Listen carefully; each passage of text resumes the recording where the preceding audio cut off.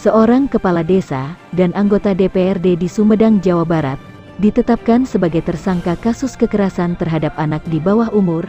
Kedua tersangka yang merupakan ayah dan anak menolak memperagakan reka adegan saat proses rekonstruksi. Senin pagi, Polres Sumedang, Jawa Barat, menggelar rekonstruksi kasus kekerasan terhadap anak di bawah umur, yang melibatkan seorang oknum kepala desa dan anggota DPRD Kabupaten Sumedang.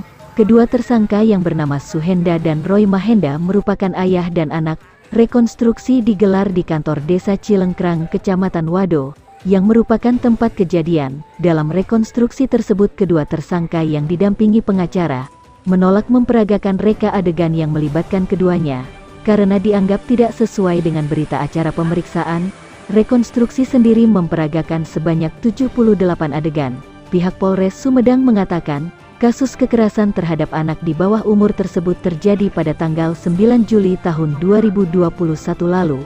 Kejadian bermula saat korban yang masih berusia 16 tahun mengendarai mobil dan terlibat tabrakan dengan mobil keluarga tersangka di kawasan Malangbong, Kabupaten Garut. Saat itu korban bersama 3 rekannya dibawa ke kantor Desa Cilengkrang dan mendapat kekerasan berupa pemukulan dengan tangan kosong dari kepala desa dan anaknya, yang merupakan anggota DPRD Kabupaten Sumedang. Keluarga korban pun melaporkan kejadian itu ke Polres Sumedang. Kedua tersangka akhirnya ditangkap pada Minggu dini hari di sebuah hotel kawasan Garut, karena dianggap tidak memenuhi panggilan polisi sebanyak 2 kali.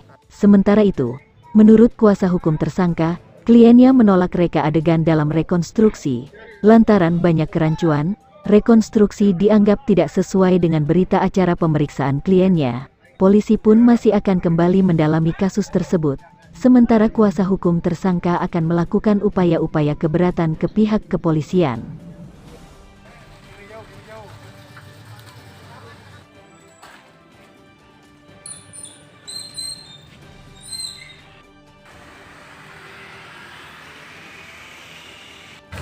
Perkembangan kasus kekerasan yang saat ini ditangani oleh Polres Sumedang sudah ditetapkan sebagai tersangka, baik kepala desa maupun anaknya yang sebagai anggota dewan. Nah, saat ini untuk melengkapi berkas perkaranya, Polres Sumedang sudah melakukan rekonstruksi. Tadi sempat berapa adegan, Dan?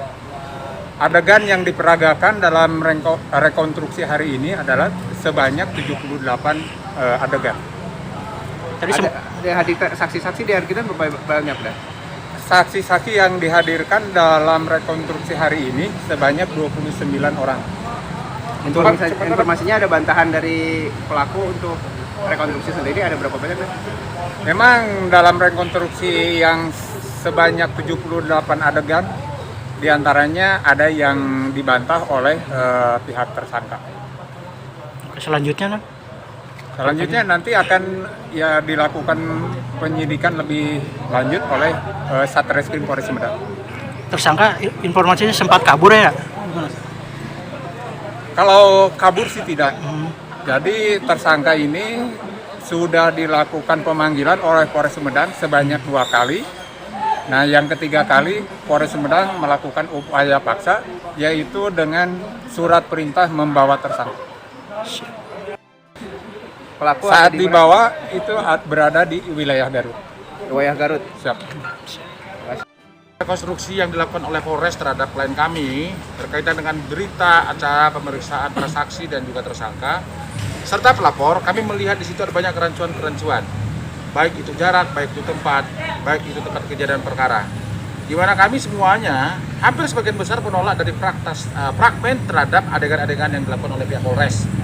Ada sebagian besar yang kami tolak yang tidak sesuai dengan berita acara, dan pada umumnya berita acara yang kami lakukan dan telah kami berikan kepada pihak penyidik tidak ada satupun yang sesuai dengan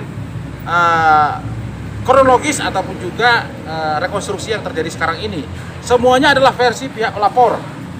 Nah, oleh karena itu kami sedang melakukan upaya-upaya, baik itu salah satu upaya melakukan upaya pra-peradilan dengan perkara nomor 1 yang kami telah daftarkan di Pengadilan Negeri Sumedang dan akan bersidang pada tanggal 15 ini. Permasalahannya kenapa menjadi tersangka?